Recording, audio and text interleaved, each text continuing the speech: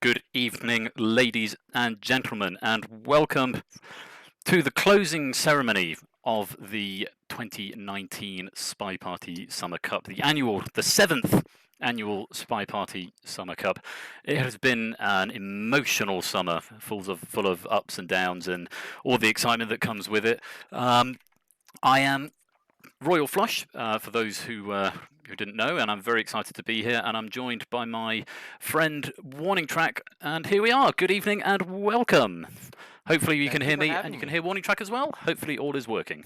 That would be good. Yeah, let's see. It's very important that you hear us both because we both have lots of important things to say. So many important things to say. Entirely by accident, we are both wearing blue. And we are both wearing blue, yeah. I've got a little tie clip going on, but you can't see Tracks, so I'm sort of bling twin and he's plain twin. Is sort of what's going on. You're bling twin. I inadvertently went with the red, white, and blue, the very patriotic combination here, which I guess are your colors too. I mean, we may have kicked the king, but we kept the colors. Quite right. I've got this new suit. I got this suit for my birthday. So it's got the sort of check patterns going on with it, and I thought the tie was quite nice. So a little bit of blue and purple. We're going to spend all night, brewing our bromance some more. Track. Yeah, it's the seventh annual Sartorial Cup. Yeah, quite. Anyway, thank you so much, everybody, for joining us. Boost Track's volume. They're saying we can't hear Track. Right. Track can let me shut your camera off so that we don't see everything. Let me find Track. Where is Track? There is Track. Let's give you some more volume. I wonder if he's any better. Is he any better now? Oh, maybe. It might just be your volume relative to mine. That's, look, it wouldn't be a Twitch broadcast, without the first 5 minutes being about audio setup. Everyone knows that's par for the course. Yeah, I think so. Hopefully he's a bit more balanced with me now. I'm going to I'm going to try and watch OBS a little bit to see the chat, because obviously I'm streaming to the SpyParty channel, so I haven't got the chat on my OBS overlays. But if I ignore you in chat, it's not because I'm being rude. It's because I'm slightly nervous about streaming to the SpyParty channel. I don't want to make sure I get everything right. But let's crack on. We've got loads to get through. We've got interviews. We've got prizes, awards, ceremonies. And if it looks like I'm going over here, it's because I'm looking at my iPad over here, where I've got most of my interview questions going on. But Track, what a summer. Yeah, what a summer. We were excited because we had twice as many people as have ever signed up for the Summer Cup before. I think 32 is the old record, maybe 2 or 3 times, I want to say. Yeah. And it got to 64 this time, and it wasn't just quantity, it was quality too. Some of the most experienced players who have ever participated, a lot of players who haven't participated in competitive SpyParty ever, or at least in several years, and don't normally participate in the Summer Cup. It was sort of a snowball effect, no pun intended, with the summer. Yeah. What you wouldn't expect that from the Summer Cup, would you? A snowball effect. But there was a couple big names kind of signed up and threw their hat in there because SCL ended a little earlier than usual, and that just sort of was cumulatively added to over time, and eventually they even talked me into it, for crying out loud. It led to just a really exciting field, and you'd think there'd be no way to live up to that sort of excitement, but my God, it did. I mean, you're talking about sort of the old guard coming out of retirement a little bit, coming out of competitive retirement. But I mean, there were a couple of, I think it's only fair to say, groups of death this year. I think Thee and me were both probably privy to those in our own groups. And I mean, did they pan out as you expected in those groups of death, or any of the other groups for that matter? Mostly, yeah. I mean, I think most people had Group G is the clear group of death. And I figured Opie and Dowsy would probably be neck and neck, and they were, because the group was decided on the very last game of the very last match, and Opie won it by a double tiebreaker, which is essentially meaningless at that point. I think the third tiebreaker must have been coin flip, or whether or not Mercury was in retrograde or something like that. So that ended up being razor thin as expected. A couple of the other groups bandied about as groups of death. My group, Group L, which was myself, Catnip, Varanus, and Shep. That did not go as expected because I thought I'd lose quite a few more games, but luckily for me, L stood for luck. I was very fortunate and didn't have too much trouble. Come now, the self-deprecating though. So humble. Look, the imposter syndrome is strong throughout the community. Fair. Group K also, which I believe is yours. Yes, it was a little top heavy with Kaylee and abear RAWR being the primary threat. Certainly, that did pan out more or less as people expected, with Kaylee going 3-0. But I think because those two met in the Winter Cup final and had such a razor thin margin there, they did expect their match would be a little tighter than it ended up being. But these are short sets and anything can happen. So I think actually most of the toughest groups did pan out about the way people expected in the end. I mean, obviously you're going to be slightly biased anyway due to participating, as I probably would be as well. But were there any sort of standout players or plays for you this year? Like people who really stuck out as you thinking that's good. Yeah, for me the biggest one was Cody. I mean, it was definitely more about standout matches than players, but if I had to pick a player, it's Cody making it to the round of 16. And it wasn't exactly a surprise because they were a dark horse for a lot of people. They did really well in SCL and in the tournament position. But sometimes you go on a good run against people who maybe aren't very familiar with you. You catch people by surprise. By making it to the round of 16, Cody kind of solidified the strong results we saw from them in those other competitive events, proved that they weren't a fluke. So I mean, there are so many I want to mention. Turnip Boy making it to another end of another tournament. He's done very well in the weekend tournaments, for example, but those are just a totally different beast than something like the Summer Cup. But here he is again in the mix. He's always one of the finalists or semifinalists, it seems like. So I hate to pick just one or two because there's so many to choose from. But if I had to, probably Cody and Turnip Boy. So obviously, Turtle Boy doing particularly well, getting right the way through. But on the other hand, any major upsets or that either people who obviously we talked about people who maybe did better than we might have anticipated, but any really major upsets. There were certainly a couple that stuck out to me. Yeesh going out as early as he did, and Ryu as well. So I mean, some really big upsets there. What Yeah. was sort of the standout ones for you that thought because Summer Cup is so very much like that because it's you are playing these maps and so you can't or these venues so you can't bias it towards your own necessarily towards your own play style and you have to play the hand you dealt, so to speak. So is there anything there that sort of struck you as being a particular upset? Well, you're right. The upsets are possible because people are randomly placed initially. Big skill disparities are possible, which means big upsets are possible, which is not really true in something that's roughly sorted for skill over time, like the SCL, for example. Um, as it turns out, the bracket was so loaded on in certain areas that Mm, there weren't as many opportunities for huge upsets as we thought. Because when big players went out, it went out at the hands of really, really good players who, the elite losing to the sub elite, maybe, for example. So, for example, quite. Yeesh did go out early, which was a surprise, but he went out to Urand, who just entered Diamond in SCL. So, can you really call that a huge upset? I don't know. But Urand's very next match, as it turns out, would probably be my choice, which is Plastiques over Urand. I Mm. have known Plastiques for a while. They're a fellow data head, released a tool called SpyParty to the community. So we data heads got to stick together. And I knew they were very good. Met them in PAX, by the way, lovely gent. I believe one of your countrymen, as a matter of fact, prodigious beard too. Aha, Yes, Plastiques, my and so kinsman. I don't want to make it sound like too much of an upset because Plastiques is a tremendous player, but definitely I think that turned a few heads. Beating Urand, especially after Urand had just beaten Yeesh. So back to back, like there, right there, with two big results.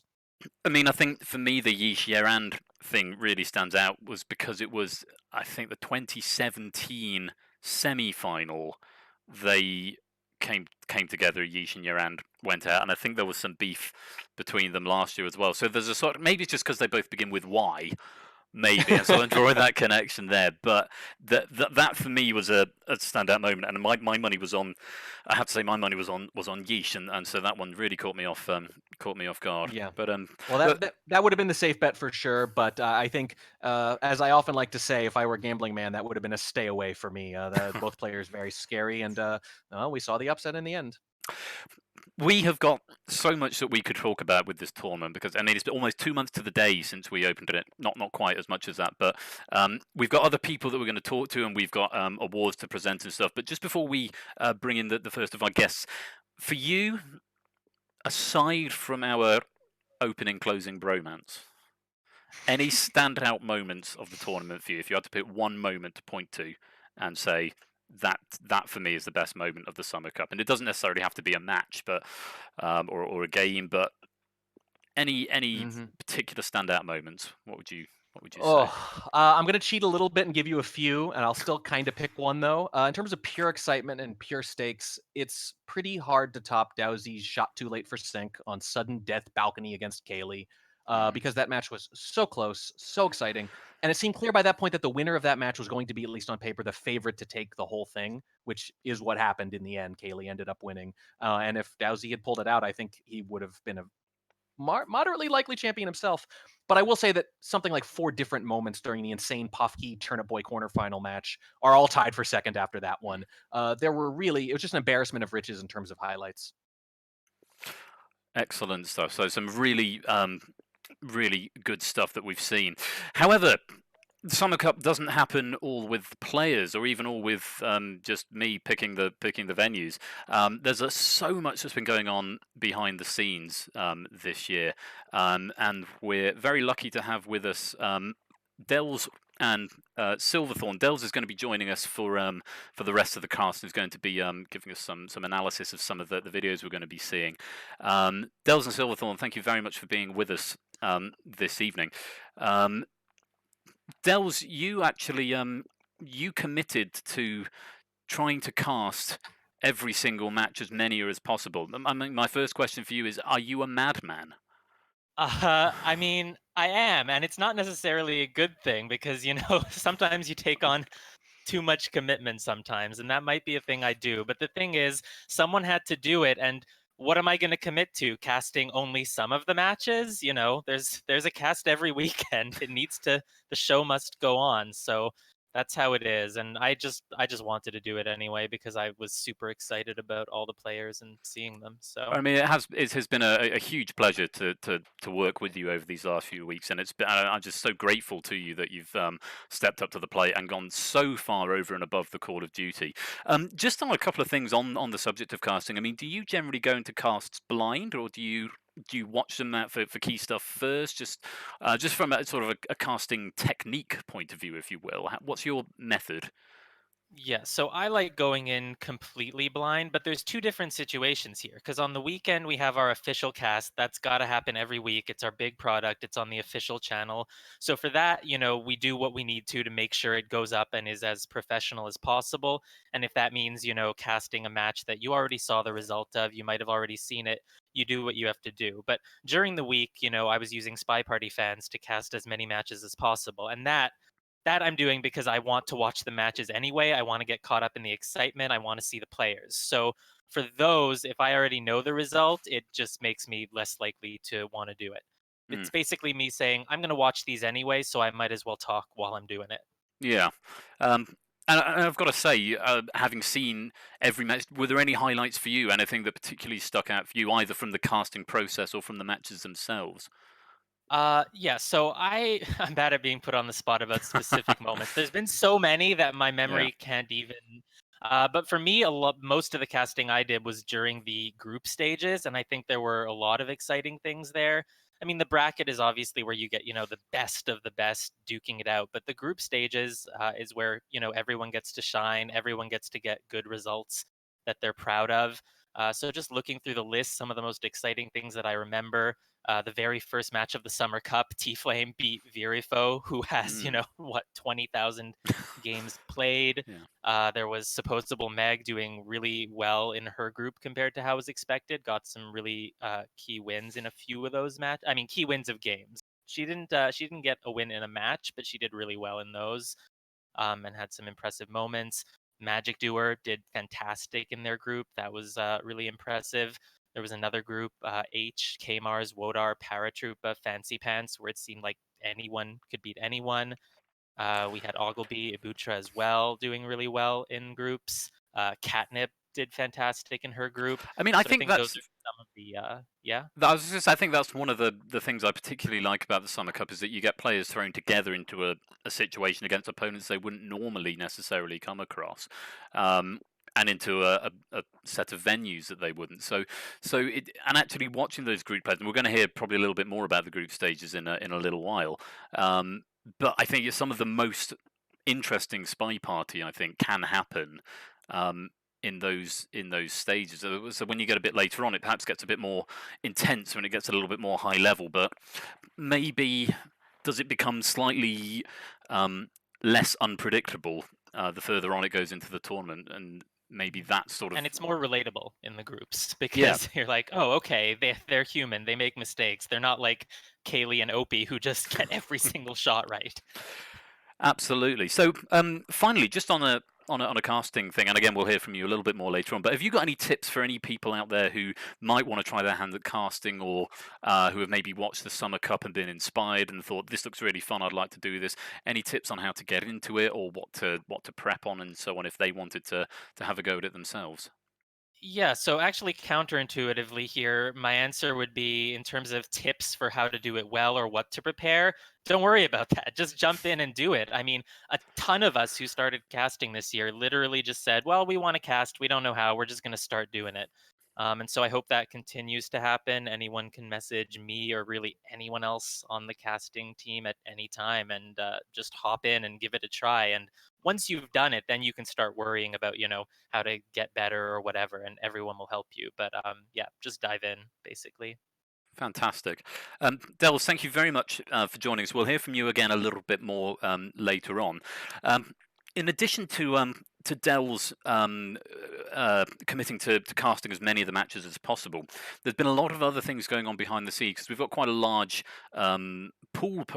prize pool this year. A huge amount of very generous sponsorship from a lot of people, which we'll get to a bit later on. But as a part of that, one of the two of the prizes, the Spy of the Summer and the Sniper of the Summer, were not metrics that could be measured. They were going to be adjudicated.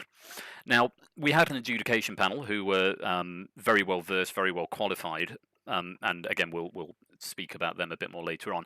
But we couldn't very well expect the adjudication panel to watch every single match, not all of them necessarily. And so I was immensely grateful when Silverthorn volunteered to sit and watch every single match and draw up a short list of, or initially a long list and then short lists of super hype moments for the Spy and the Sniper moments of the summer. So Silverthorn, welcome to the cast, and thank you so much for your commitment to and your contribution to the tournament this year.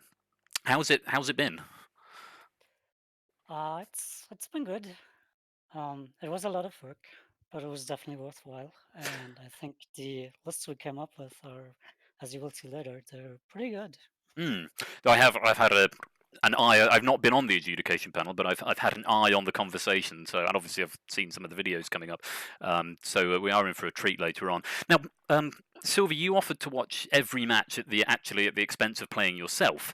I mean, do you feel that there's been a different and yet no less worthwhile way of improving your play? And hang on, just before you answer that, I'm just going to put your volume up. So I'm going to make track disappear a minute and come back to. He'll be back in a minute. Because I put your volume down, you sounded very loud. So I'm going to put you back up to what you should have been. Right. And there we go. And let me put track back on. And there we go. Hopefully that volume is better now. So just do you feel that sort of watching every match rather than playing, do you think that's been had any impact on improving your own play style of the game? So yes and no, both probably. So I have been, and I certainly still am, more of a power viewer than a power player. So a common lurker, as you might also say. So I'd never actually planned on playing in the cup myself. So in that way, it was not at the expense of playing, really. Right. Because no matter what, this was going to be the only way I would participate in the cup. And the desire to participate in the community in some form and in the cup was the biggest reason I offered in the first place. Absolutely. I mean, there is such a good community vibe and community spirit around here, and if I think that's a really nice and certainly very useful thing from my point of view, certainly to contribute. Now, part of your job was to shortlist for the adjudication panel. Now, was there anything in particular that you were looking for? And just to sort of follow up from that, is how do you deal with player bias? So if you're going into a match of, say, KrazyCaley versus someone with fewer games than KrazyCaley, how can you distinguish when you're seeing a vet of the game playing standard vet play compared to a newbie of the game who's maybe doing something that isn't amazing, but is pretty good and beyond what might be expected? I mean, how do you counter for that player bias, and what specifically were you looking for in these matches? So that's a bit hard to answer beyond for we were looking for, well, outstanding plays, right? So on the spy side, those can be things like especially great foresight and planning or awareness in the moment, or also especially great execution.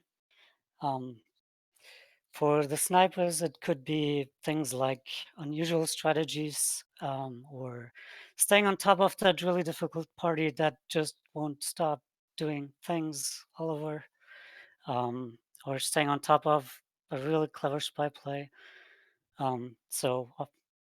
Those were some things. On both sides, we also looked for games that had that one special moment that won it all. Um, so Nice. those are some of the things regarding player bias. Um, I was a bit worried about that, and from what I heard, I wasn't the only one on the panel who was a little worried about that. Hmm. But it turned out to not actually be much of a thing. In the end, so when you start going through the replays at some point, especially at this volume, at some point the names just disappear. Hmm. Um, and in the end, all of us, I think, were capable of just appreciating great Spy Party, regardless of who was behind it. I mean, you're talking about going through stuff in that huge volume. It's actually, excuse me, worth pointing out that Calvin Schoolage, to whom we're immensely grateful, by the way, didn't actually get an official Yeah, mention we on the are. opening ceremony because this didn't become a thing until we were into it. But Calvin has actually created a replay tool-assisted thing that sort of helped with the parsing. Can you give us a little bit of detail on what that helped and how? Yeah, so Collins tool was used mainly for the secret prizes because those were number-based and data-based, unlike the Spy and Sniper awards. So since Calvin's tool is on paper capable of extracting all the data automatically from the timelines, um, that that helped out with the Save a huge amount of with man the hours. Yeah. of man hours. In theory, it would. So how it played out was that I gathered all the data manually anyway because I enjoyed doing that, and he set his tool to read out the data as well, and so we cross-checked after that, So you've sort of got a and so. backup there.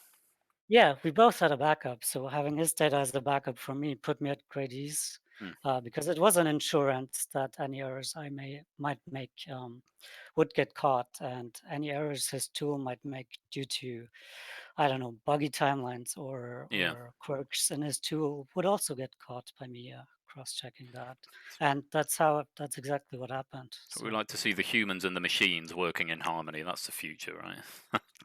um, yeah, it was really good to have both. and finally, and you've sort of already touched on this. I mean, did you miss the game and increase your appetite for playing, or have you had enough Spy Party for a little while now? So since it was a lot of work, the shortlisting especially, that specifically is a thing I've had enough of for a while, Hmm. probably. My main takeaway from seeing every game in the cup was that while we often hear about the great depth of the game and the incredible skill ceiling that comes with that depth, the thing that for me I easily forget or that gets drowned out sometimes by louder voices is the wild variety of valid approaches to the game. Like Hmm. Spy Party can be played to great success in a lot more different ways than I realized, is what I saw. And I can't wait to try some of those. So it was great to be reminded of that. Fantastic. Well, Silverthorn, thank you very much for joining us, and thank you for your enormous contribution to the adjudication panel and to the passing of the replays over this tournament. It's been lovely to have you. Thank you very much for Yeah. joining us. Silverthorn there, who again may come up a bit later on when we get to the adjudication. Now, we are running a little behind schedule, but that's okay. We're not on too tight a time restriction. We are due an interview with the champion, KrazyCaley. Those of you who were there for the live match last night, it was very, very exciting. I only got there actually just as the final was about to start because of a stream clash. but I brought some friends with me, some people who'd never played SpyParty before, and they said to me, I wasn't quite sure what was going on, but my heart was in my mouth. That's the sort of level that we're talking about here. Just before we bring Kaylee on track, can you just give us a very quick breakdown of the sort of the champion's journey, how Kaylee went from the groups to being the victor? You're muted, darling. Yep, my mistake. Sorry, misclicked. Yes, it was sort of two halves, really, like split down the middle between Kaylee, the beginning of Kaylee's road, sort of out of the Shire, where things were still rather nice. Did very well in group stages, 3-0, and even took down abear RAWR, I think 6-2, if I remember right. And their first knockout bracket match was similarly lopsided. But then after that, it was nothing but nail biters. I don't think he has any nails left, actually, probably. They probably have to grow back now after Summer Cup. All four of his final matches, starting with me and then Dowsy, and then Lazy Bear, and then the final against Opie, every single one of them came down to at least the last venue if they didn't go into overtime or sudden death. Every single one of them could have easily gone the other way. And it seemed like they almost got closer as they went. I think the one with Dowsy was the closest, but in terms of just hype and stakes involved, it got more and more ridiculous. It was just one razor thin margin after another. So I really think it was the first half of this tournament, let's put it this way, did nothing to prepare him for the second half, which was absolutely nothing like it. The second half was as hard as the first half might have been easy for him. Yeah, so it wasn't, maybe got off to a nice, slightly easier start, but encountered the gauntlet on the way, and it certainly wasn't smooth sailing from start to finish. I'm hoping that Kaylee is able to join us on the line now. Kaylee, can you hear me okay? I can indeed. Fantastic. All hail the king is how I want to open this. Congratulations on your victory of the 2019 SpyParty Summer Cup. No small feat at all in such a massive pool this year. What's your win rate for competitive events now? I think so. I've entered 2 competitions that I didn't win that I remember. One of them was I entered the volume tournament for Tan, or the venue tournament for Tan, I should say, and obviously didn't win that. I think in fact, I think I finished like 4th to last, 5th to last, something like that. And then I entered the. All finished near the bottom. You, me, and Yeesh all did very badly in that. Yeah, we did awful on that. Yeah. And then I did I want to say 2014 Summer Cup, and Summer Cup. That's the one. Yeah, and that's the one where I didn't get out of groups. Yeah. Still, that's a pretty good record, because that's what, 5 SCLs included in that metric. I believe I have won 5 SCLs, 3 Summer Cups, and a Winter Cup, and I don't remember anything else. Trophy cabinet's getting a little full, it would seem. I mean, you won the. I guess I need to get a trophy going for SCL, like a perpetual trophy or something. Well, the bar has been set by this dude over here, so just say we'll talk about that a bit later on. Now, you actually won the Summer Cup originally first in 2013 in the inaugural Summer Cup, and then again in 2015. And as you've already touched on, 2014 failed to get out of groups. But if memory serves, you haven't actually played a Summer Cup tournament since then. Now, is there any particular reason you took a few years out? Yeah, so competitions, as you know, are very, very time-consuming for me, or at least they've gotten that way. Back in 2013, I don't recall doing a ton of prep. I think I had been playing SpyParty for a couple months when that Summer Cup occurred. It didn't have a lot of at what were at the time a lot of the strongest players in the game, and there weren't that many people in it compared to this one, certainly. So I didn't used to do a lot of prep, but obviously I do a ton of prep now for almost any competition I go into. I mean, one of the sort of follow-up questions from there is how Sure. how does the sort of 2015, 2013 tournament compare with the 2019 tournament that you've just won? I mean, is it apples and oranges now, or is it similar, or What's the comparison? I feel like the matches were definitely a lot tougher this year. In terms of preparation, I thought it was more or less the same as 2015. I was already doing my, I guess, the same regime of study that I do now. But I mean, the opponents are getting a lot better, and there are more of them. And definitely the game has advanced a lot since 2015. I mean, the number of venues there are now compared to the 2013 one. Sure, I sure. mean, Yeah, it's I just mean, there's more venues for sure, and you have to do a lot more research to get, I guess, a broader swath of data about your opponents. To answer your original question, I was not playing in summer cups for a while just because there's a lot for me to do right now, Yeah. and dealing with SCL and doing the prep for that was quite as much as I could manage. But before the 2018 Summer Cup, I said I will enter 2019 if Yeesh wins. If Yeesh wins, then we will each have two, and I will join the next one to try and break the tie. nice. And so it was. And that's now that's obviously now broken because obviously I say Yeesh has two, you've got three. Yeah. Piresh has one, and Track's going to fact check that for me for number 7 because it's just escaped from Who me. won? Who won in 2014? Do we remember? I think it was Bacon Magician. or something. I think it was it Magician? Magician. I think Yeah. beat Bacon. I think Track's going to trawl the forums and confirm that. I did look it up just before, and now it's just gone from my brain because lots of screens. So, I mean, I think a lot of people probably backed you to win from the start. I don't think that's an uncontroversial thing to say. But it certainly wasn't necessarily a slam dunk all the way. I mean, do you feel a certain amount of pressure to perform, so to speak, as a sort of almost undisputed world number one? Is there a certain amount of pressure that you feel from either self-imposed or from the community expecting certain things of you? No, not really. I mean, it's like if I lose, it would almost be a relief at this point. It's getting weird. Um, the the pressure that I put on myself is just pressure to do the best I can do.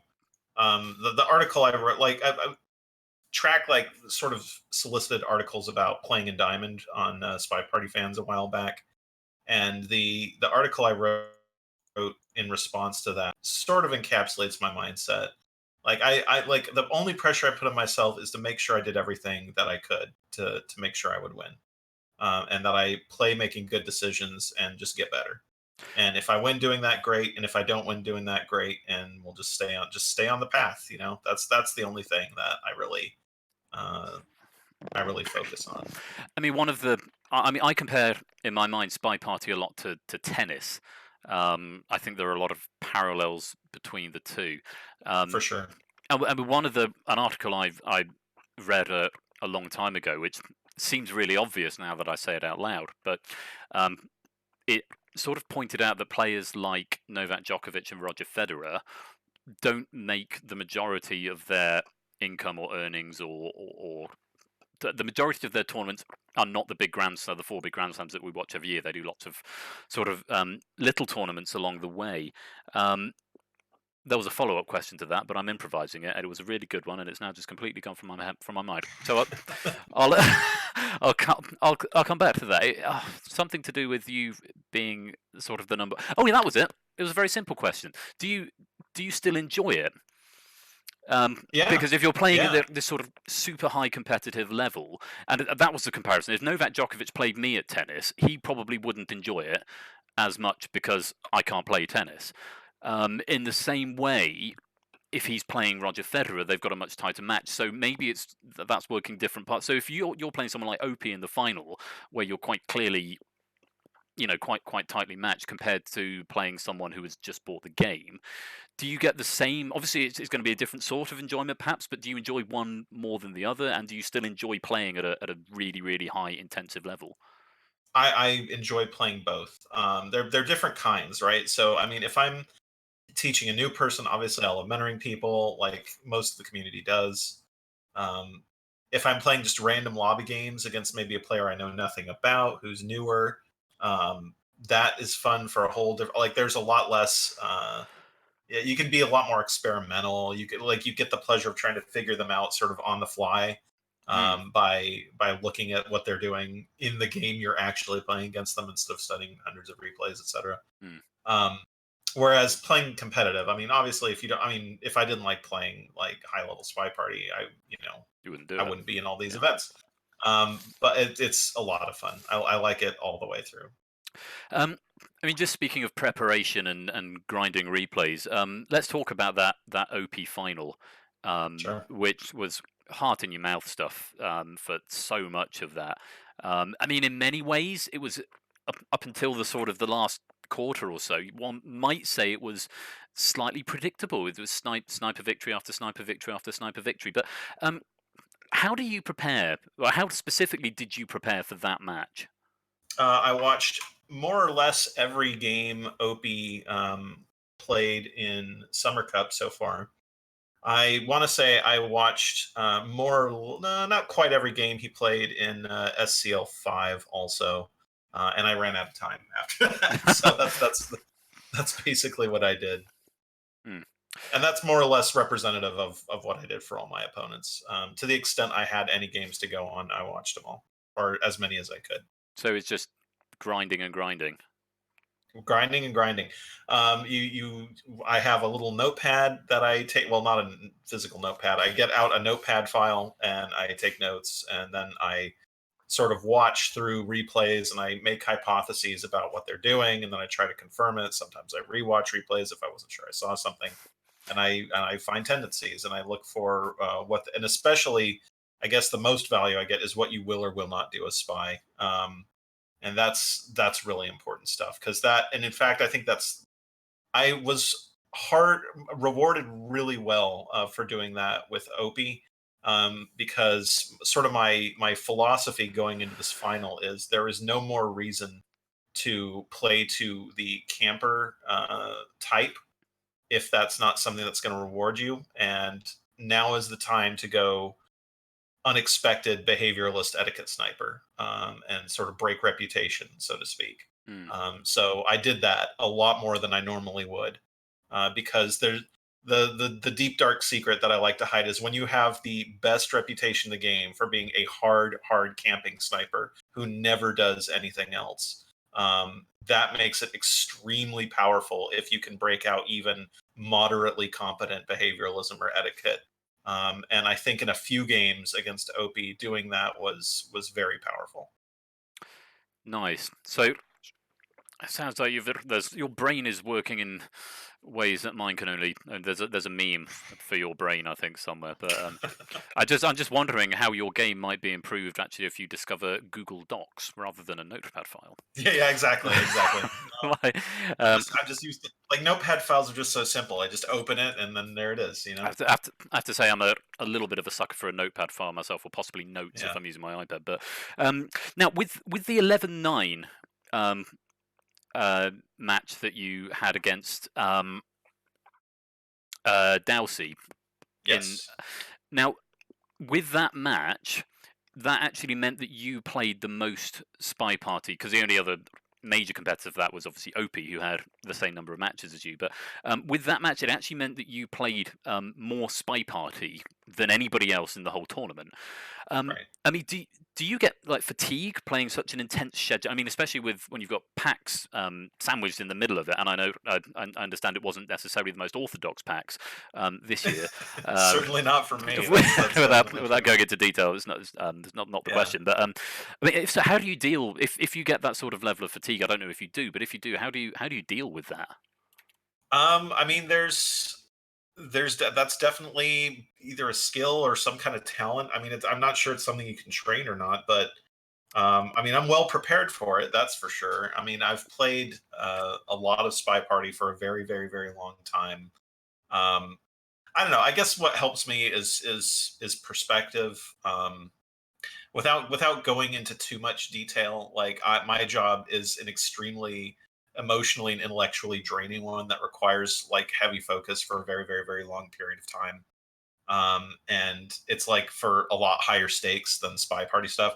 So like definitely there's an element to it where you're on that like 25th game of some SpyParty match, and the juice is definitely low, right? Like after you pour that much focus into something, it's really hard to maintain focus. But long term, it like you just deal with it. You focus on what's in front of you.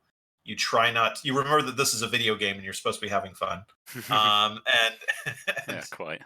And yeah, you just you do the thing that you've practiced, and you do the thing that you've been working on. What did you do after the match yesterday? It was sort of lunchtime for you, wasn't it? Yeah, it was. So I was going to go to the gym, but then me and my wife decided that it wasn't a gym day because we were both not feeling it. And then I made food, and then I ate, and then I came back and played social deduction games. So basically the normal Saturday for me. You kept calm and carry on. This is the sort of thing I'd feel like in that. I mean, I was exhausted just watching it. I feel like if I'd been in that situation, I'd have needed to go and, go to a pub or something, let's say. But Well, Kaylee doesn't like pub very much. That's one of the. that'll be it. That'll be it. There we go.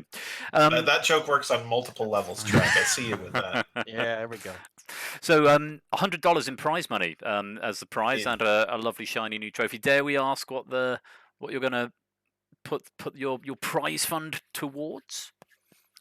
No, I don't know yet. I sort of had an idea for it, for sort of a community event, but I haven't really fleshed out the plans for that yet. So we'll see. I'm definitely not going to go and spend it on liquor or anything like that. Buy a new suit. Yeah. And then you could where we could be bling triplets. No, that would be weird. If new suits cost $100, I would be really happy about that. Good point. So what's next? I mean, obviously we've got a new venue to grind in the next couple of months, or certainly if not soon. And obviously SCL, no doubt, starting up again shortly after that. Are you sort of planning for a sabbatical before returning, or do you think it's just sort of time to nothing gets over the last one like the next one? It's definitely starting to get to be sabbatical time. I would be surprised at this point, I'd be surprised if I did participate in SCL6. I haven't made up my mind about it yet. Hearing from different people, a lot of people still want me to play. But it's just like it takes so much time. Like managing it is a full-time job in and of itself. Yeah, managing it is plenty of work. But like the main thing is whether or not managing it is plenty of work. Even if I pawned all that off, and I'm confident I could do so with this community. Even with that, like it's just so much more time to play competitively. And I don't really think it's worthwhile to like play by just like going in and just like, we'll play some matches. Like, like if you're in Diamond, like I feel like you owe better than that. You know what I mean? Like you owe the best you can do. And if I'm not going to play at that level, then I should, give somebody who deserves that slot rather than taking it up myself and tanking it. Well said. Yeah. So I don't know. I haven't decided yet.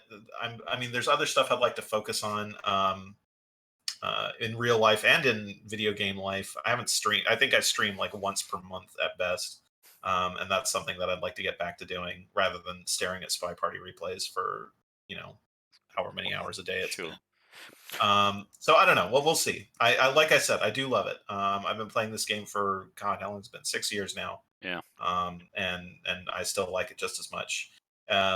The only thing is, there's just other stuff I like to do, and I feel like I've proven to myself at this point that I'm good, and I've done what I can to master the game.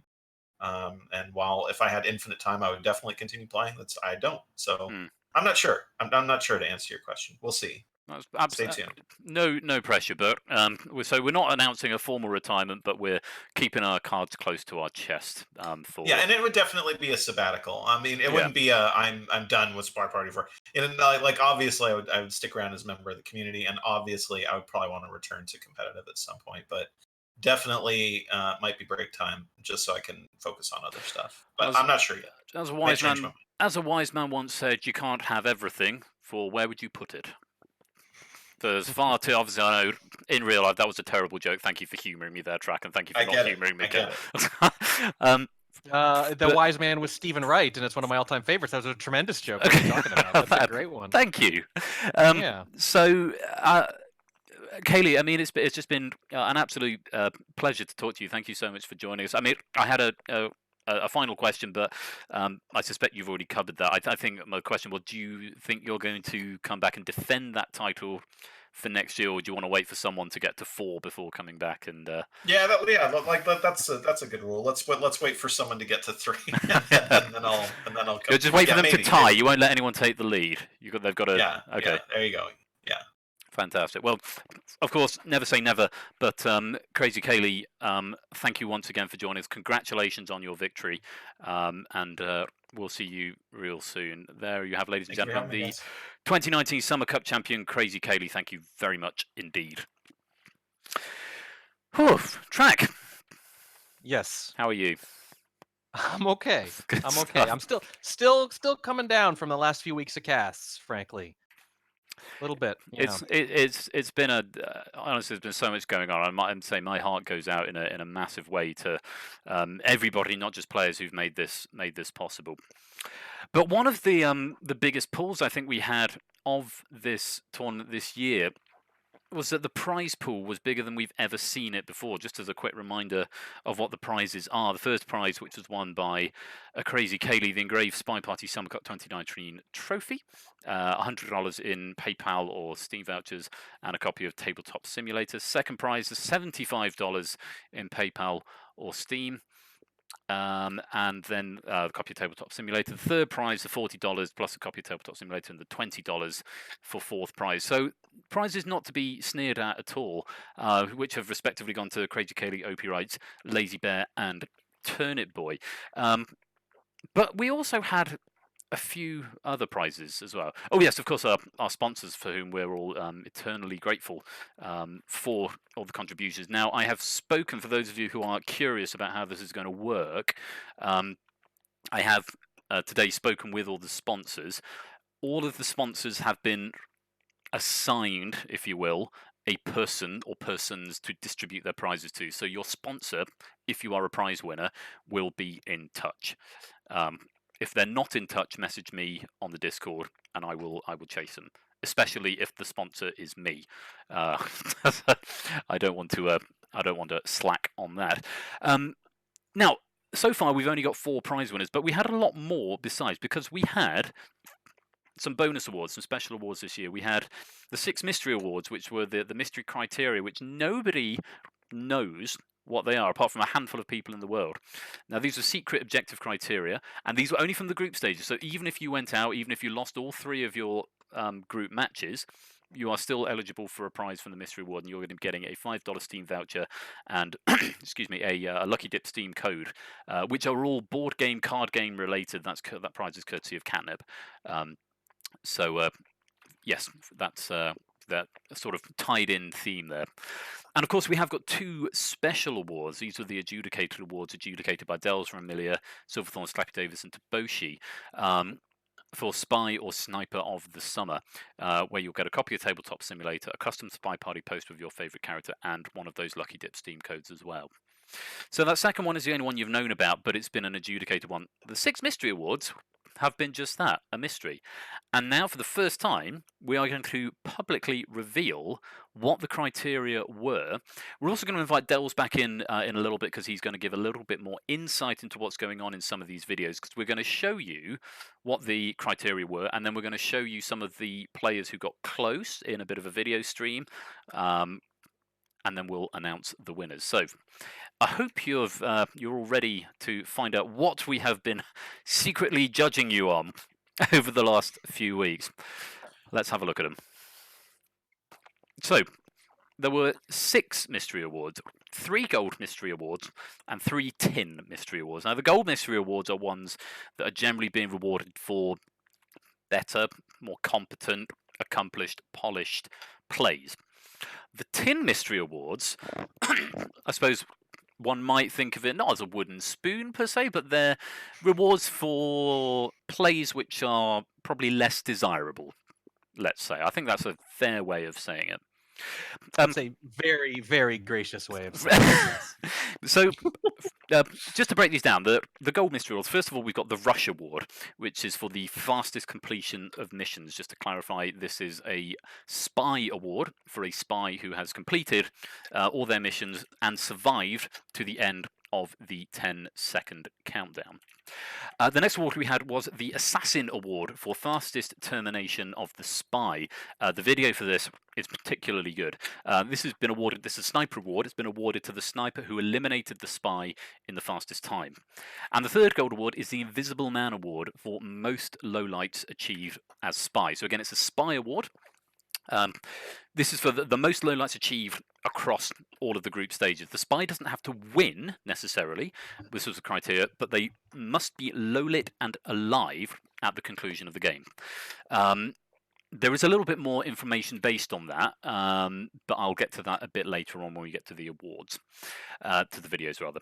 Now, the 3 tin mystery awards, these are quite exciting. First of all, the Down to the Wire award for longest overtime spy win. Now, this was awarded to the spy who had the longest amount of overtime, but still went on to win. And just to confirm, these are all from group stage matches only, so anything from round of 32 onwards wouldn't have been eligible for these. But the longest overtime, but still went on to win. The next one was the Friendly Fire Award for most civilian casualties, reasonably self-explanatory. This was awarded to the sniper who killed the most innocent people. And finally, the one that I was personally happiest with the title, the Johnny English Award for most blows of cover.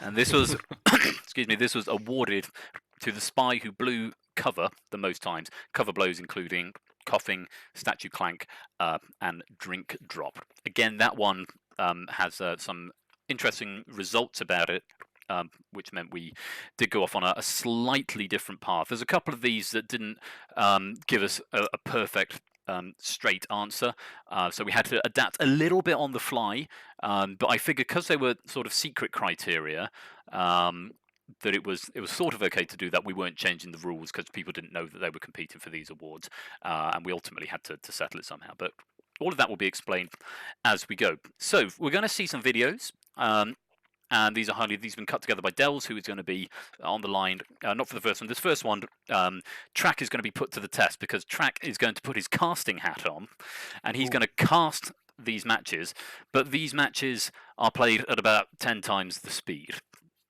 So Track is going to have his work cut out to try and cast these matches as best as possible. But this is the Rush Award awarded to the fastest spy to complete all missions and survive the 10-second countdown. We need to sync this up because we're looking at different screens. Are you ready, Track? How would one be ready for something like this? I'm sure you'll do just fine. Here we go. The video for the Rush Award coming up in 3, 2, 1, playing. Okay, entry number 1. KCM versus Gareth the MM, it looks like, yeah? Absolutely. Okay, KCM's going to start off, take control, immediately green flirt, and immediately leave. I'm pretty sure that's an animation break, but I can't tell because it's at 10 times speed. There's a walking bug into green bookcase. We're going to leave with the green book. We're going to go right back to our seduction target on the other side. We're going to green flirt. No, it's a white flirt. How are we going to finish quickly with a white flirt? 85% on the flirt. But the ST leaves, bounces off, I think, 56 people in short order, goes over, finishes the flirt across from them, and we only need one more mission because this is a 3 to 5 variant. Double agent joins, contact the double agent. That's another green. And we are done in, what is that, just over a minute? Just over a minute, 1 minute and 1 second. So, entry number 2, no time to rest here. The Headhunter against Iggy the Grifter. Iggy the Grifter as sniper, the Headhunter as spy, and a slow character, no less. Are you kidding me? Come on. And on Courtyard, they need 4 missions, and they're going all the way around right into Inspects, and we've wasted about 30 seconds already before the first mission is even done. There's going to be a swap immediately, though. Of course there is. Inspects are done. Swap is done. We've already used 40 seconds, though. We're running low on time, but the double agent's right there. We're going to contact them. It's going to be a white test. So what's it going to be? Probably a bug, then, I'm guessing, because they don't have time to flirt. The swap comes off. They chase the ambassador, which is hard because they're slow, but they bug as they walk. There's about a minute elapsed so far. We're in the mission win countdown. This is 4 missions rather than 3, and it happened in 1 second less than the last one. That is, let's be fair, more impressive. Oh, I think the most impressive thing there, Mr. Track, was your unrivaled ability to cast that match unprepared at such speed. And I did not prepare for that. I did not know what I was going to see or anything like that. Tobo and I used to cast Balcony at 2 times speed on casual casts just as a joke. So that is the only practice I've had for something like this. No, we're not saying there's an error, Dels. No, Dels. All should be fine, I think. Just sort of looking in on the chat there. I think everything's working as it should be. I've got the video to pause at the end there. Yeah, I'm going to start a petition to do more fast casts like that because that was awesome. I'm not quite sure what's going on in the chat just there, but we can see there because the Headhunter managed it in a second faster than KCM. Despite having more missions to do and being a slow character, the Headhunter was the fastest. I have on good authority that the next fastest was about 30 seconds slower. So that means the Rush Award goes to the Headhunter. If you're here, congratulations. And you will be getting that award in due course. The Headhunter, congratulations. I mean, just it's crazy fast there, Track. Crazy. Oh, goodness. I mean, obviously, KCM would have finished ahead if they'd managed to green both of those flirts, certainly, especially with the 3-5. But yeah, slow character and an extra mission. I feel like even if they'd finished a second behind, we kind of might have had to step in and say, accounting for degree of difficulty, I think we got to give this a slightly higher score from the judges. Absolutely. So, the Headhunter, congratulations. You are the recipient of the first mystery award. We're going to move right on to this second video, which is the Assassin Award for faster termination of the spy. There's a few here that we're going to see. Obviously, we're not going to see lots of the same. We're going to see one of however many people there are. There's 5 or 6. We'll have a look at these, and come the end, the winner will be decided. We're going to sort of semi-comment on this together, but it's mainly going to be, you're going to get shot now, which hopefully will be fun, if nothing else. So, the Assassin Award, if you're ready, Track. Yep. In 3, 2, 1, let's play it.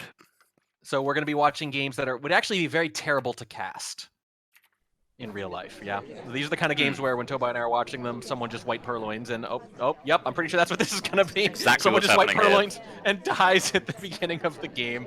I think we all could have guessed what at least one of these was going to be. White purloin, no hesitation, no reject chain, no mercy. So that's the first one there, 16 seconds. Putting it currently at number 1 because it's the only one that we have seen so far. Going into the second entry then, which is KrazyCaley as a sniper who's going to be shooting at abear or who's playing Seek. What are we watching out for here? There's the bug arm. And there's the bullet. On a 3-5, that could be pretty much the only way. That's the only way you'd get something this quick, as a bug. And indeed it was. Shaving 2 seconds off, so KrazyCaley just going to nip into the lead there. 14 seconds on High Rise. The world's shortest bear hunt. Absolutely. Entry number 3 was Andy VX, who was shooting at Magic Duo, and we're in the library this time. Is it going to be another Purloiner bug? Uh-oh, is it going to be a timeout instead? It absolutely is a timeout. No time wasted there whatsoever, and she died. 16 seconds, tying up there with the first run from Tabsies. So KrazyCaley currently got the best score. Let's have a look at entry number 4. Is Monitors again in library. He's going to be shooting at Seek.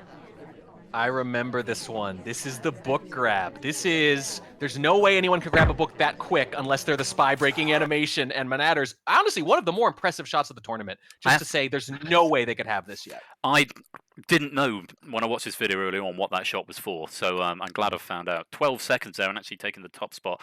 Lazy Bear now coming in. That's entry number 5, again on library, shooting against Turnout 8.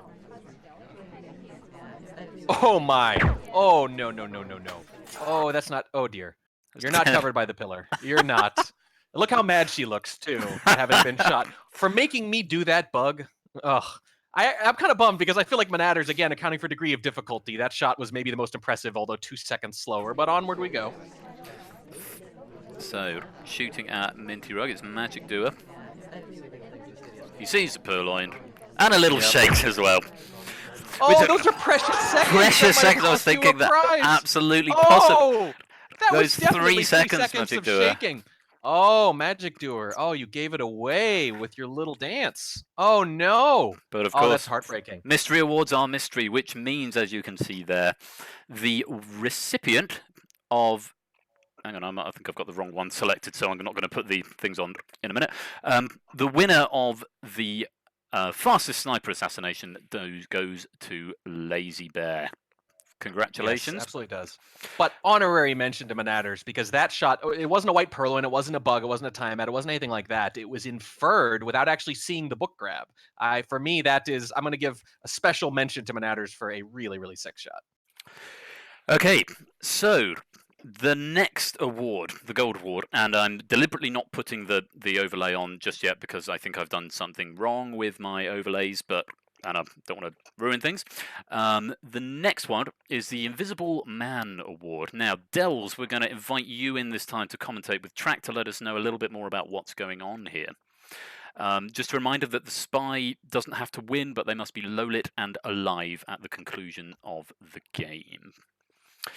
Okay, let me just get this queued up and ready. The Invisible Man Award, there it is.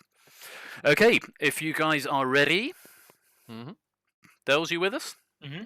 Good stuff. Here we go then. 3, 2, 1, let's play it.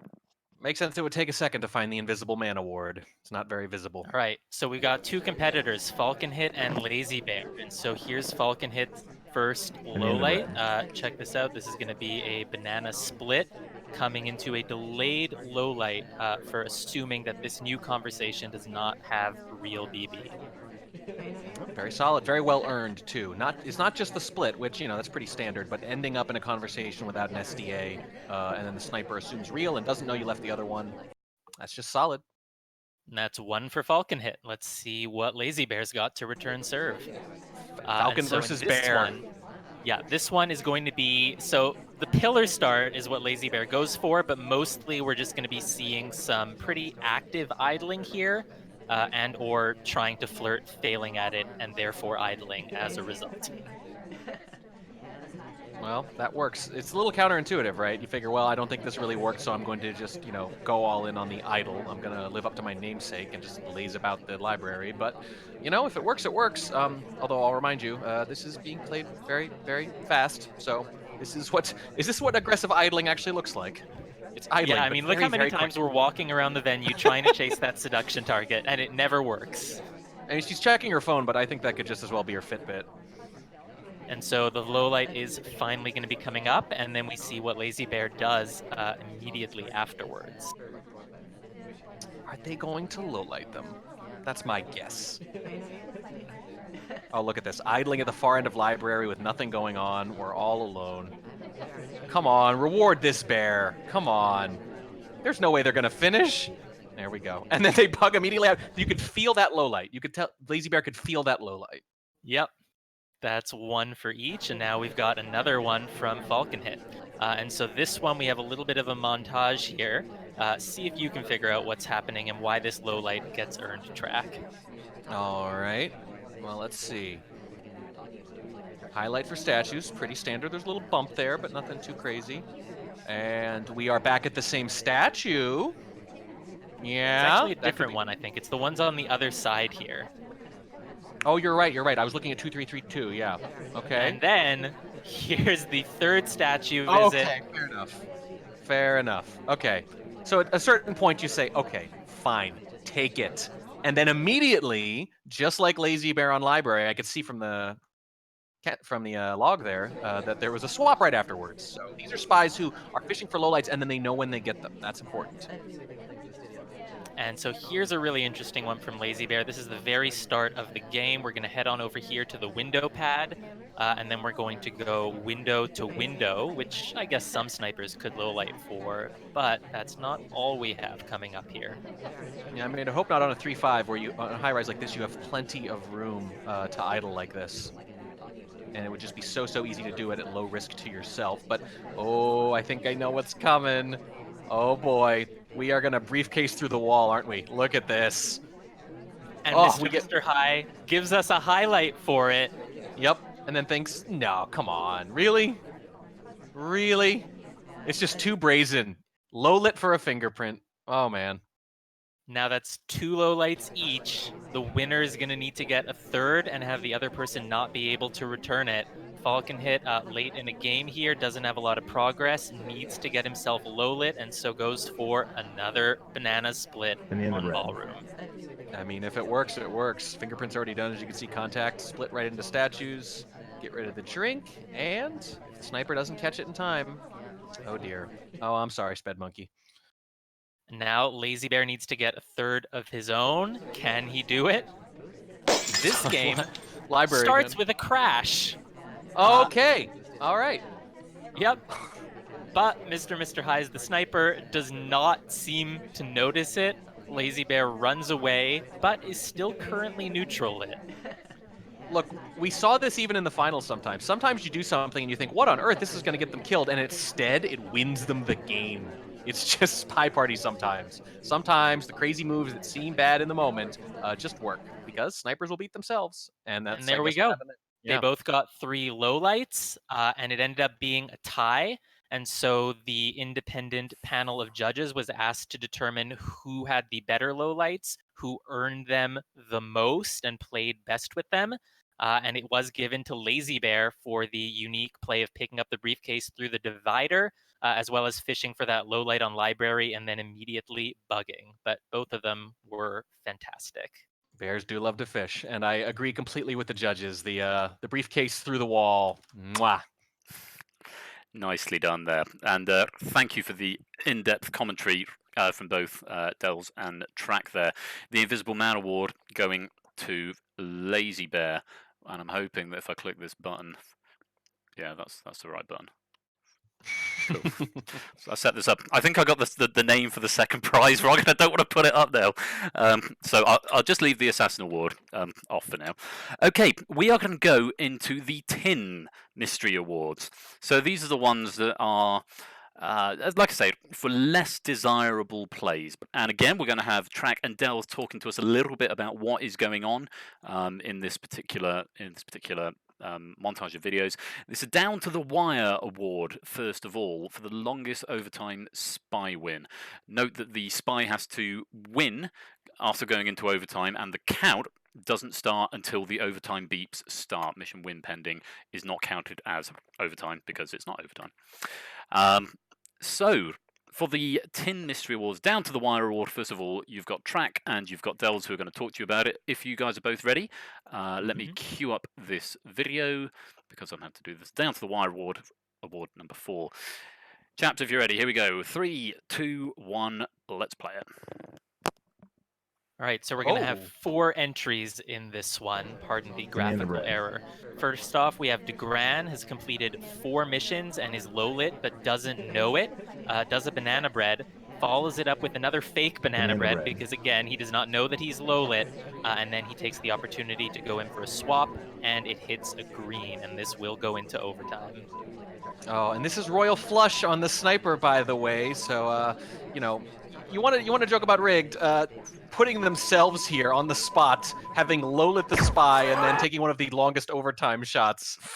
Very brave of you. You know, obviously I wasn't impartial to this. I didn't pick what was going on. And actually, when I watched this video through earlier on, I saw my name and then completely forgot about it and didn't even clock that was me making that. But there we go.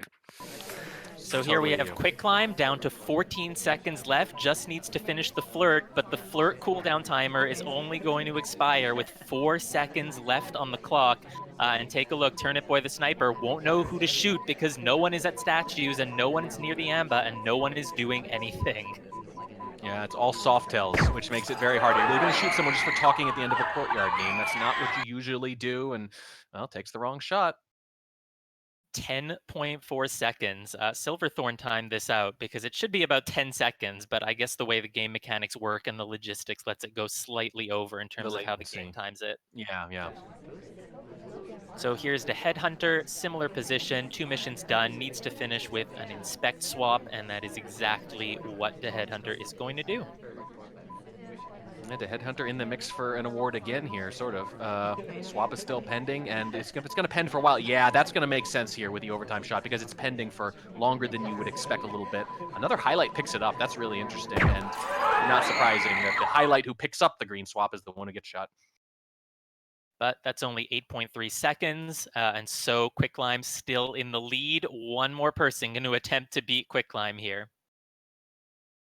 And this one's really interesting. So Harren is in a similar situation, has 3 missions done, needs to finish Inspect and Flirt, but only has 16 seconds left, and so instead makes the decision to do Inspect and Swap, giving up on the Flirt. He hits a green swap, though, which means he has more time, and instead of waiting for the swap to finish, he goes over to the ST, gets the final Flirt there, and T-Flame has no clue what's going on, and shoots Disney after 8.2 seconds. and that means the winner is still quicklime with that courtyard final flirt. Yeah, technically longer than should be possible based on that little bit of latency, but that's the kind of thing that happens when overtimes go that long. Great job, quicklime.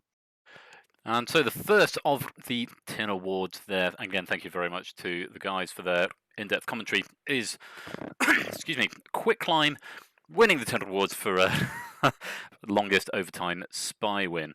We're going to go on to the second of the tin awards, the Friendly Fire Award for most civilian casualties. This one is fairly self-explanatory, doesn't require much in-depth analysis.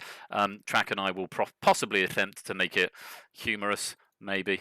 But I can't imagine what we'll do to make that happen. But if you're ready, Track, let's have a look at this in 3, 2, 1, playing. I was just going to drink through the whole thing. Off camera. There we go. So, Mr. High, first of all, bang, she dead. There's one. But there's more to come. And, well, okay. I don't, you know, I'm just going to throw this out there. If I'd known this was one of the awards, I would say accepting Smallman shots. Those shouldn't even count. It'd be interesting. We could have a subcategory. How many shots of Smallman do we have? So that's one of Smallman so far. Look at this. Trying to kill 3 people with 1 bullet, I think. Line them all up. Look at that. Bang, she dead. Yep, she dead. Oh, these poor civilians. All they did was go to a fancy fundraiser. I know. We should probably have a moment of reverence and respect for all of these deaths. And there goes Taff. The 7th big president target, of America. unfortunately. Big old target. He's a big old guy. And how many is Mr. High going to accrue? This is already quite a bit. Well, there's 6. There's 6. This is going to be hard to beat, I think. There's another one. Mr. High coming in for another. Oh, no. It's not over yet. There's Smallman again. Oh. Okay, this should be fun. Mr. High killing 7 civilians. I think that's technically considered a spree. Yeah, quite. Yes. Supposable Meg is the next candidate. How many people will Supposable Meg kill? There's We one. murdered some people. There we go. Shame. Banana bread. Who's it going to be? We know it's not going to be the spy. That's all we know. The one with the green arrow over their head is safe. Shame. There's 2.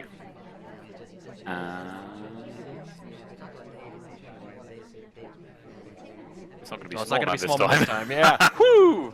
That's what I was hoping. Toby. Not Toby. I think that would just be an immediate win. Shame. Right. It's the general. So 3. Supposable Meg's up to 3 civilian shots. I just want to point out that we don't know these people aren't spies. We just know they're not these spies. Not They could be this one. Taft again. There's 4. And there's another 5. First time Alice getting shot there. I think that's the first time Alice has been shot as a civilian in this montage. And there goes the general again. 6. Is there going to be more? There is going to be more. Uh-oh, so it's going to be at least a tie, I guess. And Irish takes bullet 7. And there are no more. So Supposable Meg tying up for 7. Entry number 3, Ogleby is a candidate. Let me say for Supposable Meg, she actually tied Plastiques, who was one of our most exciting players who upset Year-End later. So, you know, this might be a little bit of a, joke civ shooting showcase, but she actually had some tremendous moments as well as most of these players did. Absolutely. Yeah, I think this award is more just a little bit of fun, a little bit of tongue-in-cheek humor, rather than we've all done rather than We've trying all to done shame it, people. rather than trying to shame players. Yeah. I will point out I wasn't eligible for any of these awards as one of only a handful of people in the tournament who knew what the awards were going to be. Otherwise, I don't know, I may very well have been a candidate for this myself. It's gracious of you to say. That could be true. I don't know. Smallman again. Maybe half a point. That's what I'm really taking from this is not the civ shot by these particular people. What I'm really taking from this is, man, Smallman really gets shot a lot. He really does.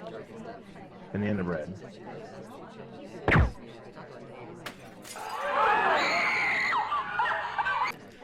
General. My God, the humanity. I mean, you figure General in particular is very likely to have some sort of clandestine knowledge. You know, let's say disproportionately likely to have at least been a spy before their probably retirement. I think that's probably fair. I mean, that's a perfectly good reason to execute someone, right? That sort of conjecture. That's good. possibly working for an opposing government. Yeah, Could be. let's go with that. Another one for Let's tell it Disney. to the judge. So Ogilvy's up to 6, and we're going into another replay.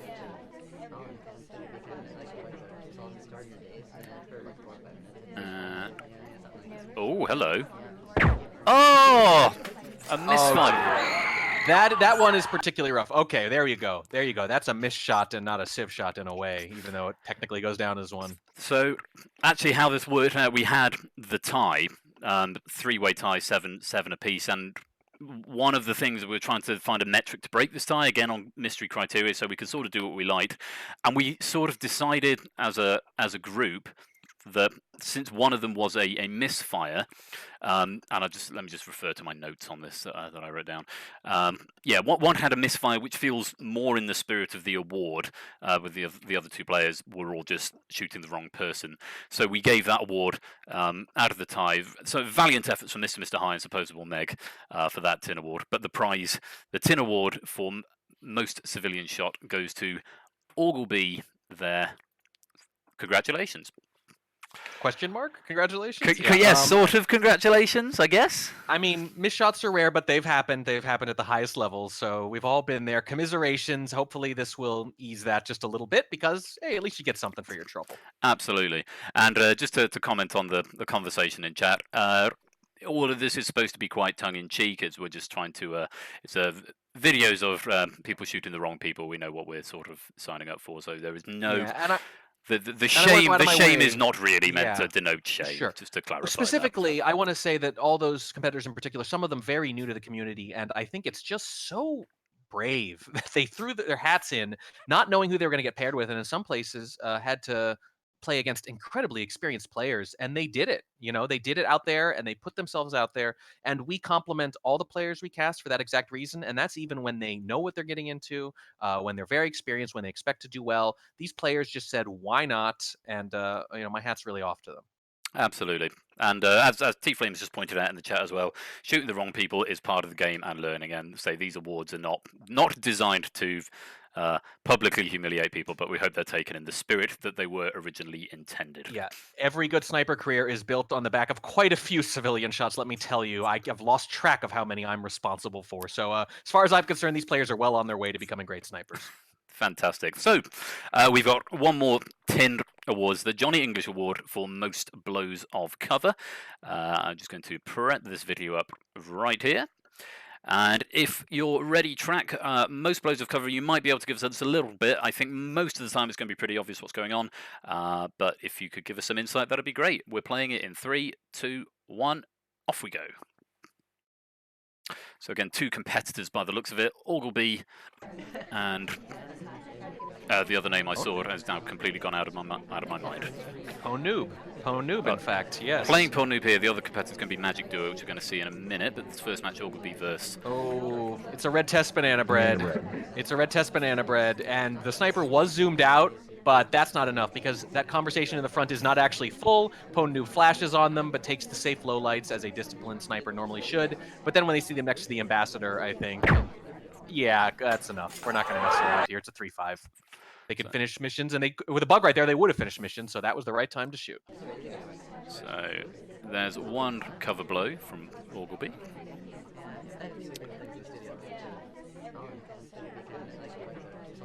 We're behind the pillar, and when you're behind the pillar, you get brazen, potentially. And yep, that's going to be another cough. We're going to bump in front of a few people. Will the pillar protect us? Well, we get a highlight, so however this game ends, I'm guessing it's probably not well. Okay, so 2 cover breaks for Ogilvy there, and we're going to Magic Duo, so that would be the limit. Magic Duo, the other competitor, 4 cover breaks. And these absolutely happened. These were happening even in the quarter and semifinals. We had red coughs, as I recall, from winning players. It never stops, people. You're never too good to avoid a red test banana bread. It just keeps happening. It happens forever. You will never be free of it. You always have one in your future. There's one for Magic Doer. And Sometimes getting you a cough and you bullet for die. it as well.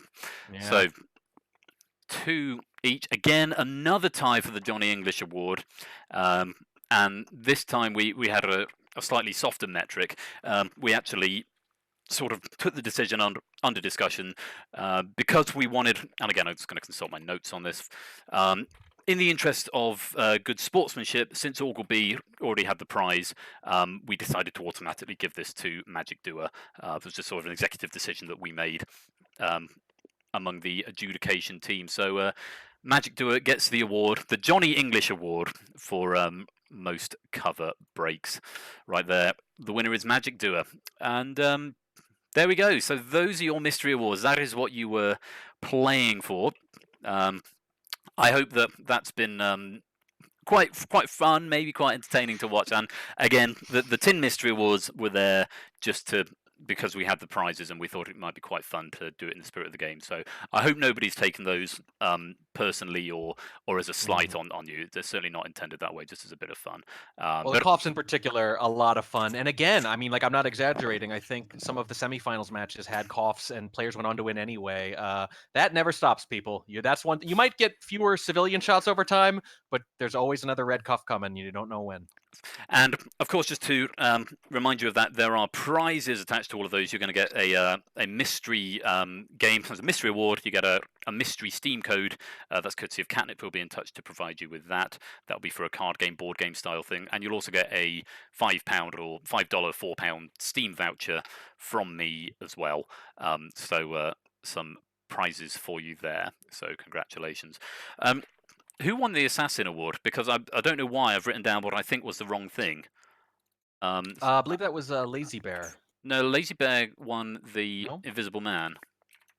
Oh, yeah. I'm going off memory myself. I can. Did try Lazy Bear to win that check. as well?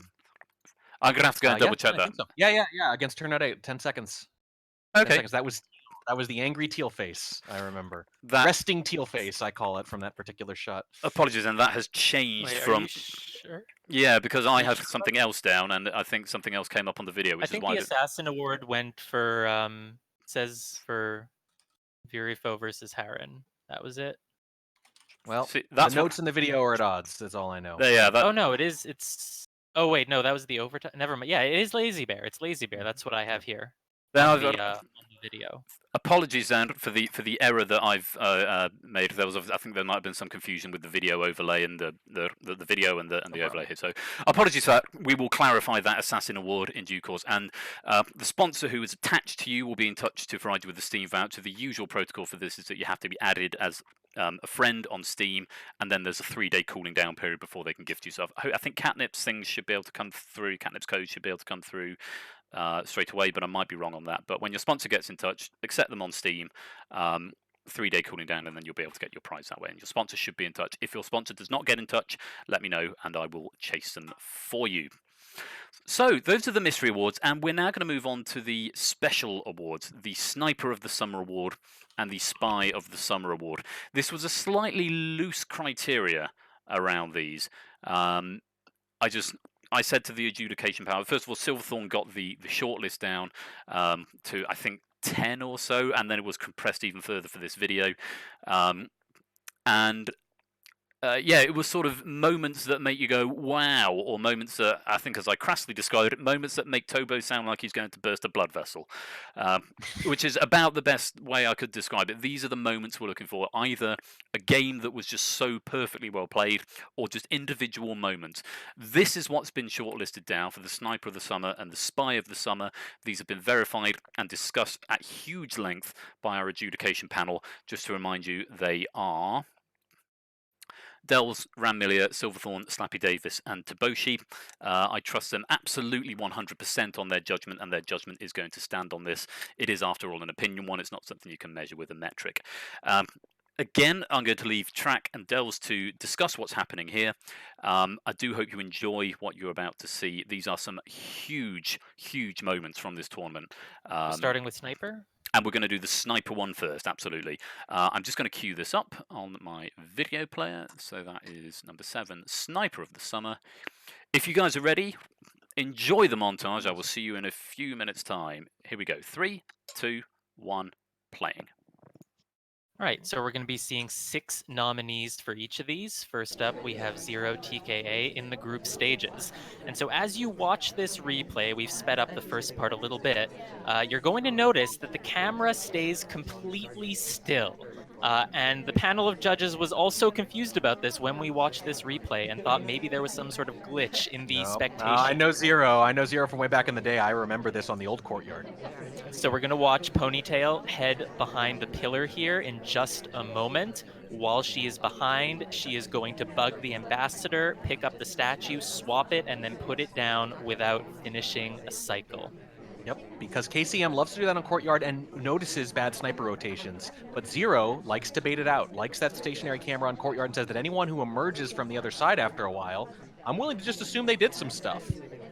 Indeed. She had only been behind there for a short amount of time, not long enough to do full inspects, and so Zero assumes that she is the spy. He doesn't shoot her right away, but he shoots her about a minute later when no one else catches his attention. Yep, shot for missions you never even saw. Classic Zero. Classic. So here we're going to have Calvin Schoolage.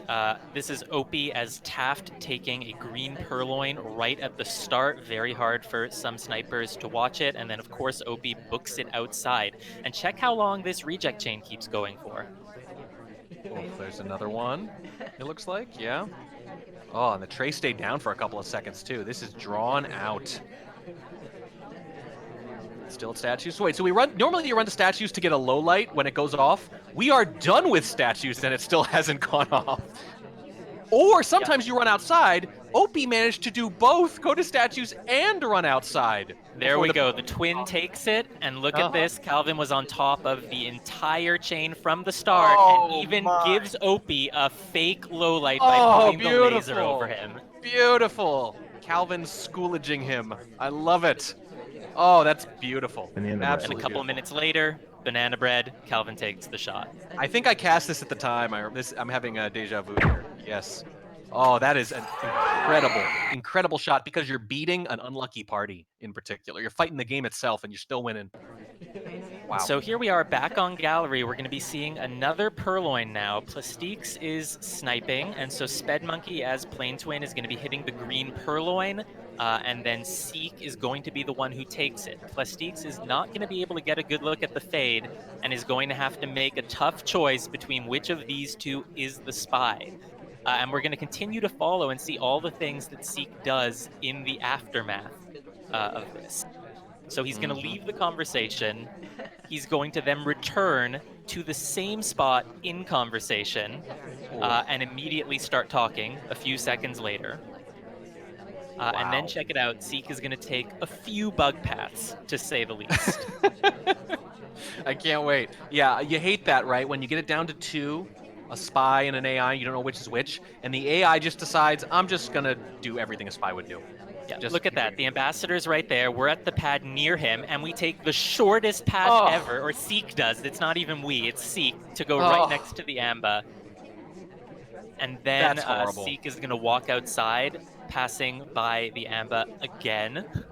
The first bug didn't take, maybe? Is the thought here? Yeah, you're considering another one. And then Seek is going to pass by the Amba again, and Plastiques is continuing to hold his shot. That's ridiculous. That's absolutely ridiculous. Unfortunately, Sped Monkey has to finally take a banana bread with Seek out of conversation, and because Plastiques held the shot, he's able to get the win. Wow, that's really hard to do. No one would have blamed them for shooting that. Oh, geez, I know what this is. And now we're going to be seeing the same thing again, but this time it's U-Track. I'm sure anyone who watched this is going to remember it. KrazyCaley as Plane Twin swaps the statue over here. Immediately afterwards, the other twin comes to the same set of statues. I was so mad. I was like, I know it's one of them. I'm pretty sure it's this one, but I'm not sure. I'm not positive. I'm like, really? Really? And the really great thing, and I want to give Kaylee a lot of credit for this, is I tried a little bit to disguise the lowlights that came off, but you can see I was a little too excited and there was a little too much movement, and he figured out what I was doing. I didn't adjust in time. You're going to see at one point, like, Green Dress is going to walk under my laser, and I'm going to try to passively lowlight her or something. That's me kind of gathering myself a little better and being less obvious about my lowlights, but it was too late. Kaylee already knew that I had done it, Mhm. and was able to play differently as a result because he didn't behave as if the swap was clean, which is the whole point of the rush swap, right? Is to assume you got away with it, but the lowlights caused him to change up his game plan, and it Banana probably bread. should have worked because, Yep. yeah, as you can see, the There's other Banana Bread. The other Yep. twin is the one with an SDA. Kaylee Yep. is not, and that Yep. twin is now finished in specs. Yep, he knew We exactly what have he a was montage of doing. all the other things the twin does. The twin's gonna go to red bookshelf and blue bookshelf. Doesn't microfilm, but it adds No. to the vision. Yeah. Well, and the thing is, I'm trying to bait the microfilm, which means I'm also giving up the possibility of seeing it potentially, because I'm trying to bait it. By the way, you can't see this on the replay. This isn't in the timeline or the log or anything, but I'm furious at this point. I'm so mad at this point. I'm bursting blood vessels at this point about this freaking twin. Yeah. Now the other twin then does go back to statues for a third time. So again, I mean, still, it's a Yes. nerve-wracking situation because you must be asking yourself, "Oh, is that Kaylee after all? Is he trying to lose the suspicion by going Well, statues?" I was so mad I kind of lost track of Prince a little bit, and that's what I got worried about. I thought the third visit was Prince, maybe. Well, here's the yeah. climax. The ambassador is in danger from both twins, but it is the AI twin who does a redirect into a bug path. The redirect is Kaylee did that exact sort of redirect in a high-rise game against me too. It wasn't just acting like a spy; it was acting like the spy I was playing the last time I played them before this. I don't know. I don't know what happened there. It just feels like dumb luck in retrospect. Well, you held the shot. And here we have, so this is Kaylee sniping, but we're going to watch Dowsey first. Dowsey is timing his walkover behind the shark so that he can demand a drink, get the delegate, and never be seen at the bar. So take a look. You're going to see in a moment what this looks like from Kaylee's sniper cam. Yeah. Now, if I remember, the feet are a little visible. I think there's something there because, yeah, let me see this. I remember this at the time. It's just a little visible here at the end. Right there. There it is.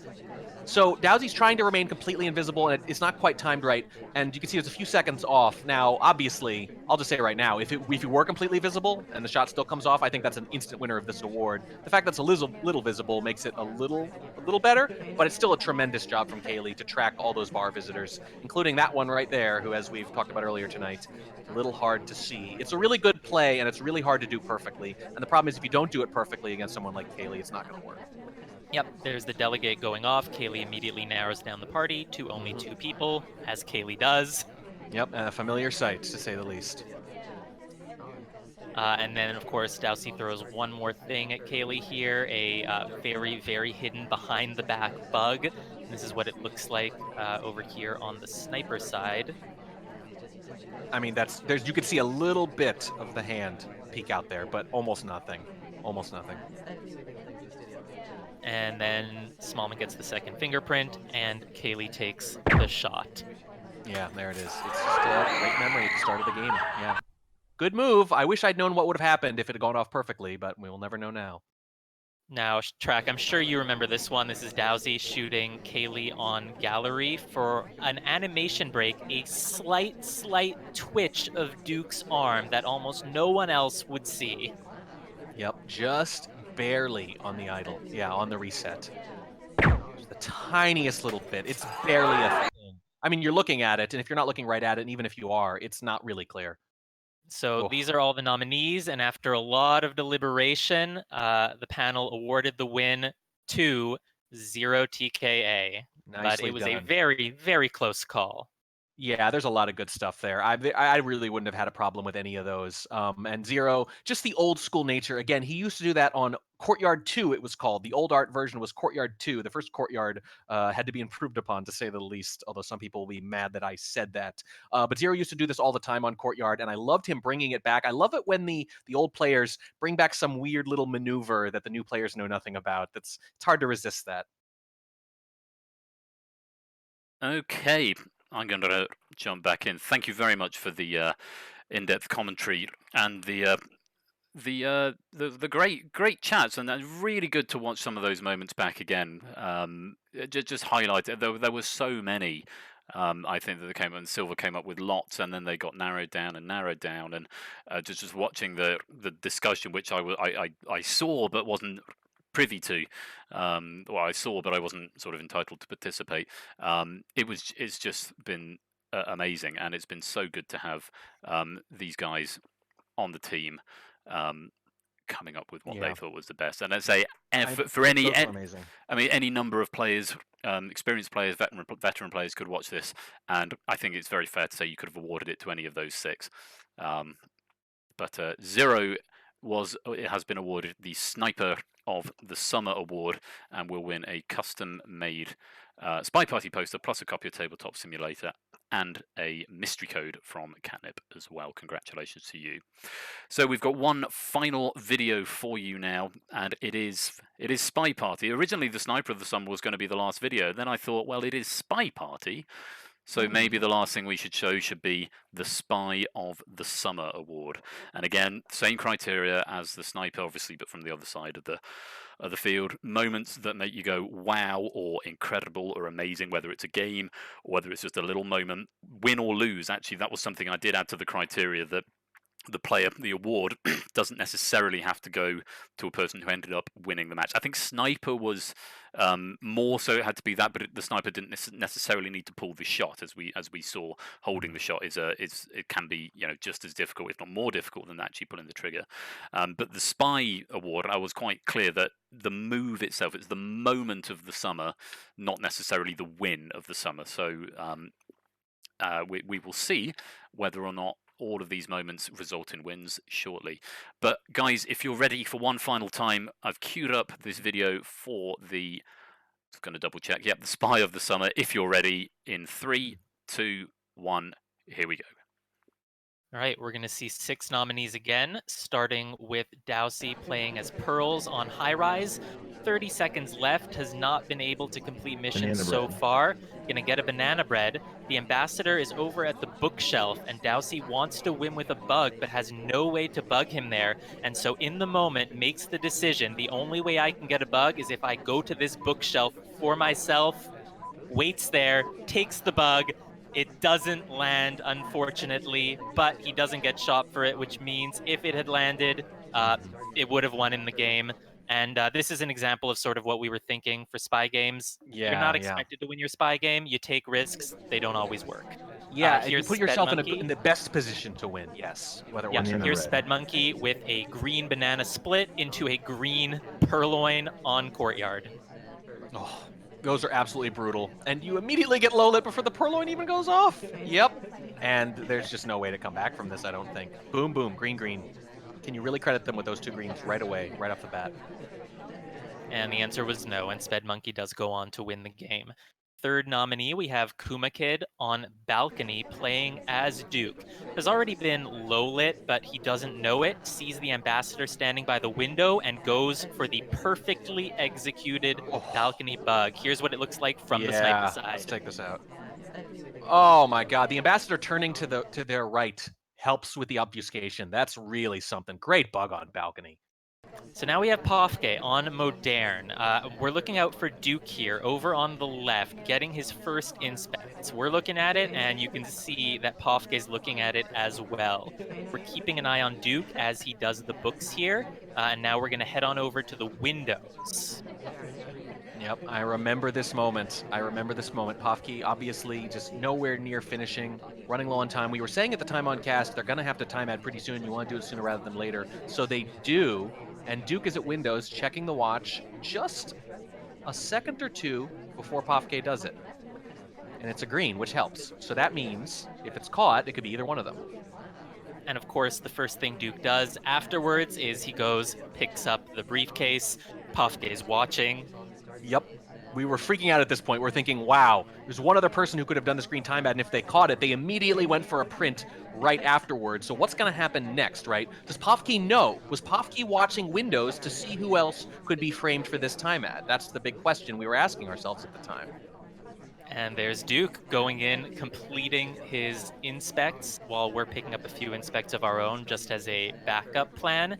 And Pofke knows what he has to do. We're speeding this part up a little bit, heads over to the bar, and you know what's going to happen. Yeah, there was genuine uncertainty on the actual cast. Did they know that Duke is the best frame target? Because clearly at this point we're not going to finish. And we were kind of discussing it, and I was kind of leaning towards no at the time, actually. And then it happened right there, and we realized, yep, Pofke is all over it. This is their one best chance of winning this game without a mission complete. sending really the only other person who's a suspect at all for that time ad. And you can guess what happens next. Yep. How could you not? How could you not take that shot? All right, Great now awareness. we're going to be seeing Plastiques versus Lazy Bear. This is on Library. Plastiques has completed 4 missions, and Disney has just left that statue over there, the left one in this set of 3. Plastiques is going to head on over, and in order to make the sniper think that it was a green swap, Plastiques is going to hit an intentional red swap. Intentional red swap. You only saw a couple of those in the Summer Cup this year, but I think they might have both worked, as a matter of fact, and they were both on Library, no less. Look at this. Yep. Intentional red swap. There it is. What spy Lazy Bear would do just that? a split second of it and Mhm. shoots Disney. And now we have Dowsey. Again, this is Dowsey's second nomination for Spy of the Summer as Smallman in the same exact spot that we just saw Plastiques, but this one's going to go a little differently. Dowsey is going to take advantage of this tall conversation, sneak back to the statue that Taft was just at, and swap it, hoping that Kaylee never sees him there. Yep, he's barely visible here at all, especially with the black suit. There's so much occlusion there. The statue itself blocked by Sari's head, as I recall. Yep, you can see right there in We're the replay. seeing it from the sniper view. Beautiful, yeah. And look at that, technically visible, but you really got to be watching for it. And on Library, you got to keep your head on a swivel. And I love this because when it's revealed, it's like there's a little light bulb above Smallman's head. Like, I have an idea. Let's red swap on purpose. And Kaylee has not seen the swap yet, and now Kaylee sees it. Ding, ding, ding. No hesitation. It's quite a move. You're betting the whole game on it, of course. And so we had 6 nominees. This was, again, a very tough choice. We were in deliberation about this still until this morning. And the win goes to Pofke for the frame on Modern. I mean, all good choices. All great choices, really. But yeah, I got to cast that having no idea. I didn't know what the result was beforehand, and I was freaking out, to say the least. I was very impressed by the awareness there. With a little AI help, of course, but that's what you do, right? You get a little AI help, you make the most of it. Good job, Pofke. Congratulations to everyone, and congratulations to Dowsey for having 2 nominations, both well-earned as well.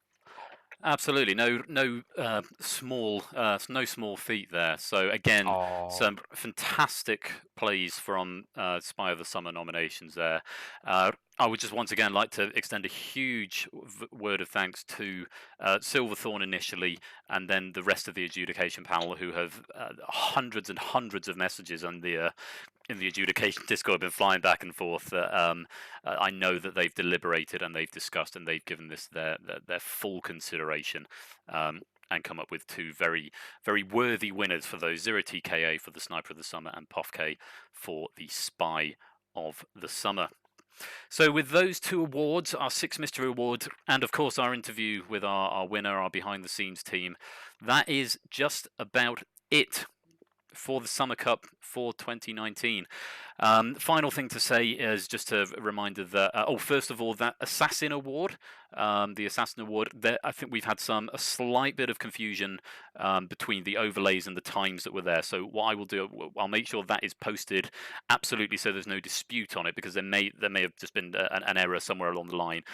So apologies for that, but we will clarify who that Assassin Award is going to in the Discord in due course, once we've had a chance, once we've got off stream to have a look at that. So apologies for that, but everyone else is as it stands.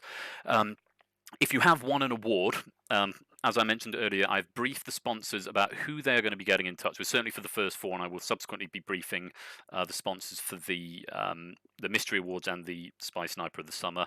They will be in touch with you. Just follow their instructions. If it means adding them on Steam and stuff to get vouchers and so forth, then just go with them. So that they will get in touch with you. If they don't get in touch in the next 2 or 3 days, do send me a message, and I'll find out who should have been assigned to you, and hopefully it won't have been me. Because yeah, so with that's the awards, and that's I was going to check my my pinned messages again. That's the awards. That's the winner. That has been the Summer Cup 2019.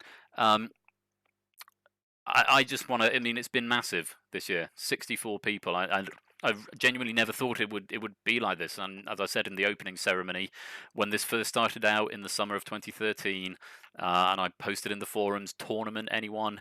Did anyone fancy this? I never once imagined that we'd be getting, you know, casts every day of the tournament and $300+ prize pools and hardware and 64 players. That's a lot of people playing SpyParty. That's a lot of Yeah. bullets. That's a lot of that's bullets a and a lot of- lot of games combined. Again, it's not just the pool, which was exciting in and of itself. I honestly did not think it could possibly be this good, but the matches I cast down the stretch were, I'm not exaggerating. It's not recency bias. Some of the very best matches I have ever cast, and I've been doing this for over 6 years. I would say like 3 of my top 10 all time now are from this Summer Cup and from the last few rounds in particular. It's been absolutely tremendous. The quality of play has never been higher. I have to thank all those competitors, and I have to thank you for running it, for making it possible. But the players have just absolutely rose to the occasion with this huge player pool. It's been amazing, and yeah, just to the final word of thanks. I mean, certainly to Track for his assistance, his great analytical insight tonight, as well as all the casting, of course, he's been doing over the last few weeks and the last couple of months. Thank you to everybody for taking part. I hope you've had fun with it, whether you played 3 matches or whether you played 9 matches. I hope you've enjoyed the experience.